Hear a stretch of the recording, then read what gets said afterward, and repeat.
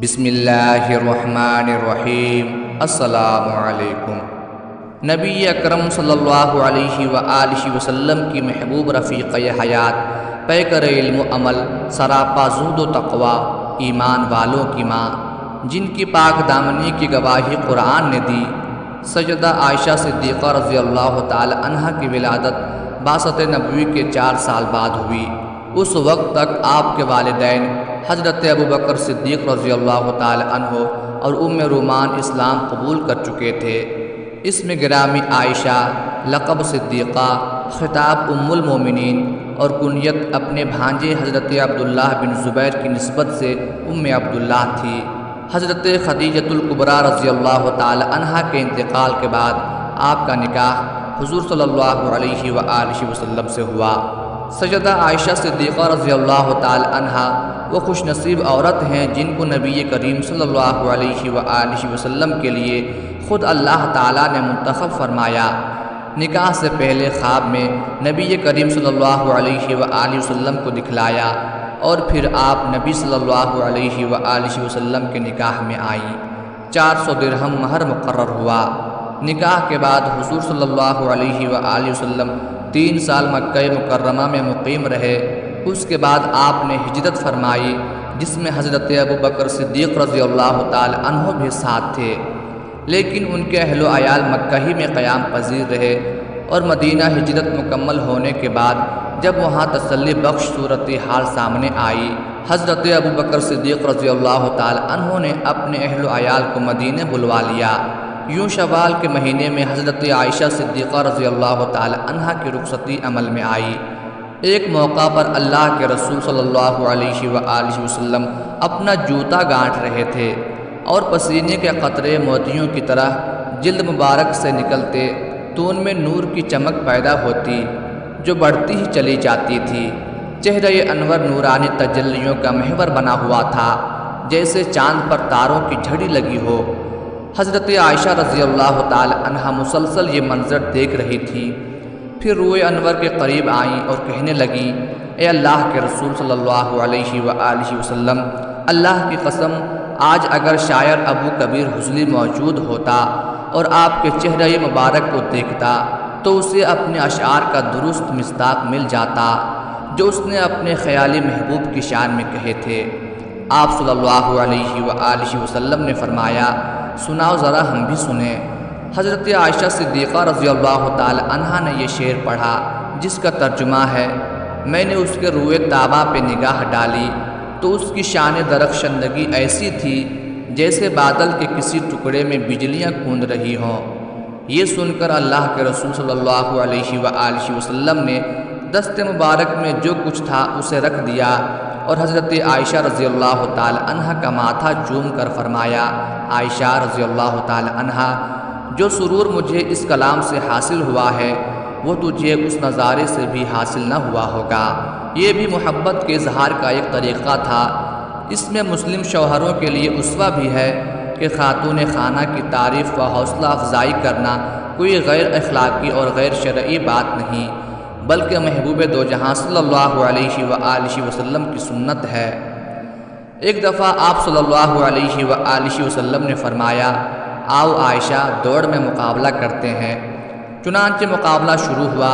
چونکہ حضرت عائشہ رضی اللہ تعالی عنہا دبلی پتلی تھیں، اس لیے نبی کریم صلی اللہ علیہ وآلہ وسلم سے آگے پہنچ گئیں۔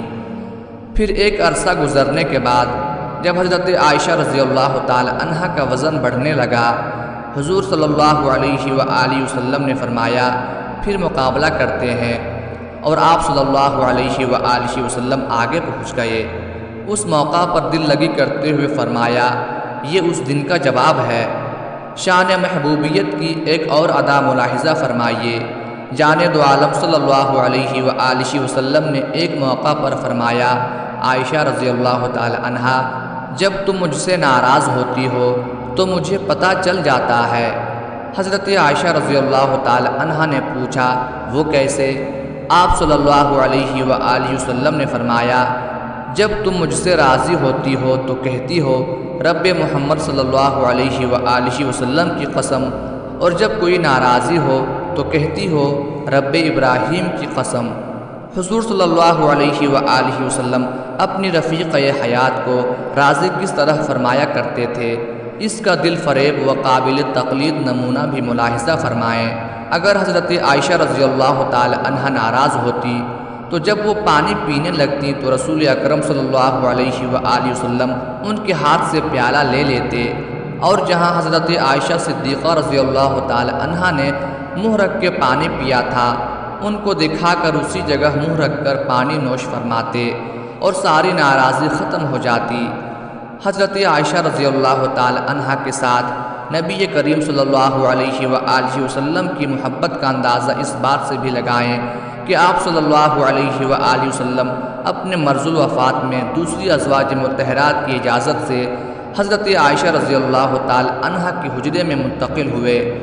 یوں آخری ایام میں سب سے زیادہ محبوب صلی اللہ علیہ وآلہ وسلم کی خدمت کا شرف حضرت عائشہ رضی اللہ تعالی عنہ کو ملا۔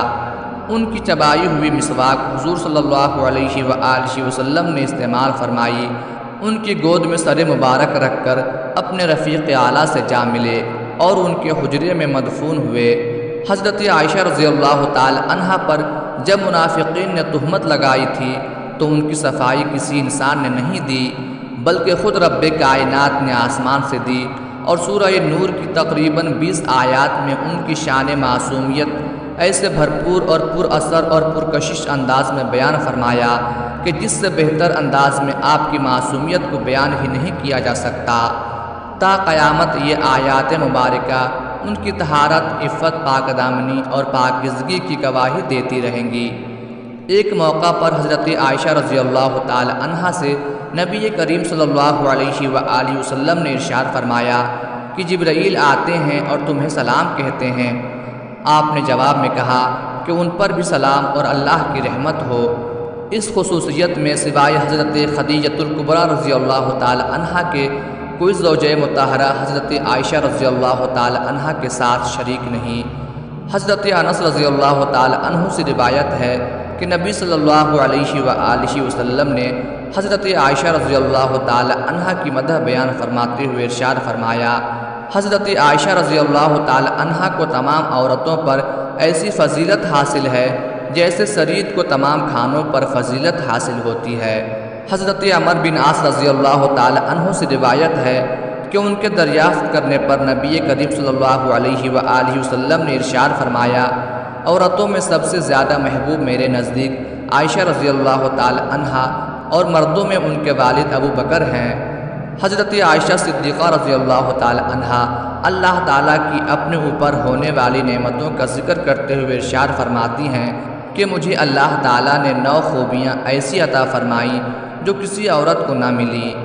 نمبر 1، میں آپ کے خلیفہ اور آپ کے سب سے محبوب دوست ابو بکر صدیق رضی اللہ تعالی عنہ کی صاحب زادی ہوں۔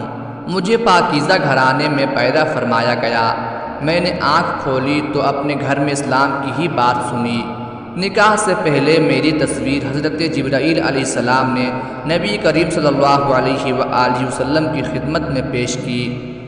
نبی کریم صلی اللہ علیہ وآلہ وسلم نے میرے سوا کسی اور کماری عورت سے نکاح نہیں فرمایا۔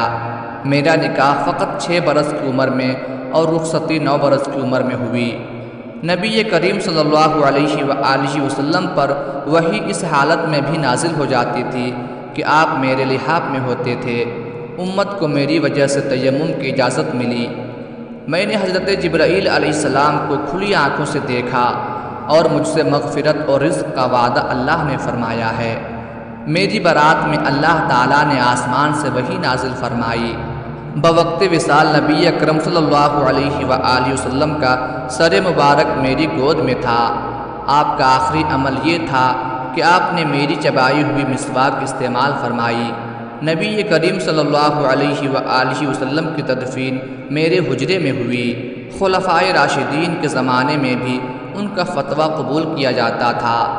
حضرت عائشہ صدیقہ رضی اللہ تعالی عنہ نے شریعت اسلامیہ کے متعلق احکام و قوانین اور اخلاق و آداب کی تعلیم کے حوالے سے نبی کریم صلی اللہ علیہ وآلہ وسلم سے اتنا کچھ حاصل کر لیا تھا کہ علمی اعتبار سے کوئی مرد و عورت ان کی معلومات کے ہم پلہ نہیں تھا۔ آپ اپنی ذات میں فقیہہ، مفسرہ اور مجتہدہ تھیں۔ تفسیر، حدیث، اسرار شریعت، خطابت اور ادب و انصاب میں ان کو کمال حاصل تھا۔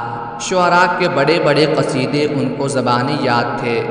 آپ کا شمار مدینہ منورہ کے ان علماء میں ہوتا تھا کہ جن کے فتاویٰ پر عام مسلمانوں کو مکمل اور بھرپور اعتماد تھا۔ یہاں تک کہ بڑے بڑے صحابہ کرام کو بھی کسی مسئلے میں الجھن اور پریشانی کا سامنا کرنا پڑتا تو وہ آپ سے معلوم کرایا کرتے تھے، کیونکہ سب کو اس بات کا اعتراف تھا کہ حضور اکرم صلی اللہ علیہ وآلہ وسلم کے احکام کی تبلیغ و اشاعت میں ام المومنین کا کوئی ثانی نہیں۔